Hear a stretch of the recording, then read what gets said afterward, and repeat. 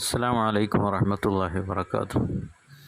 നമ്മിൽ പലരും വിവാഹശേഷം പലർക്കും ഉണ്ടാകുന്ന സംശയമാണ് ഭാര്യയുമായി ബന്ധപ്പെടുന്ന സമയത്ത് നാവ് കൊണ്ടുള്ള സുഖമെടുക്കൽ, അതല്ലെങ്കിൽ ഭാര്യ നമ്മുടെ ലിംഗം വായിലിടൽ, ചുരുക്കി പറഞ്ഞാൽ ഓറൽ സെക്സ്, ഇത് അനുവദനീയമാണോ അല്ലയോ?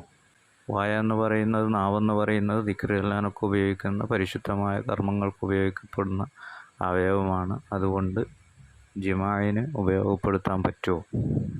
എന്നാൽ ഇതിലൊക്കെ കൃത്യമായി പരിശുദ്ധ ദീനുൽ ഇസ്ലാമിന് എല്ലാത്തിലും കാഴ്ചപ്പാടുണ്ട്, എല്ലാത്തിലും കൃത്യമായ നിയമങ്ങൾ പറഞ്ഞു വെച്ചിട്ടുണ്ട്. ഫത്ഹുൽ മുഈനിൽ കാണാം, ഒരു ഭർത്താവിന് ഭാര്യയിൽ നിന്നുള്ള എല്ലാ വിധത്തിലും സുഖമെടുക്കാവുന്നതാണ്.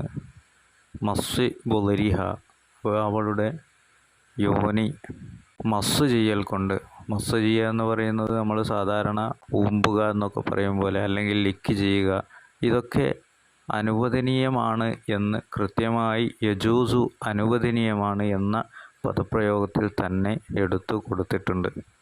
എന്നാൽ ആ ഫർജിലേക്ക് നോക്കരുത് എന്നുള്ളത് പ്രത്യേകമായ ഹദീസും അതിൻ്റെ കൂടെ എടുത്തു കൊടുക്കുന്നുണ്ട്. പക്ഷേ ആ ഹദീസ് ലഈഫാണെന്ന് കൂടി അതിൻ്റെ കൂടെ പറയുന്നുണ്ട്.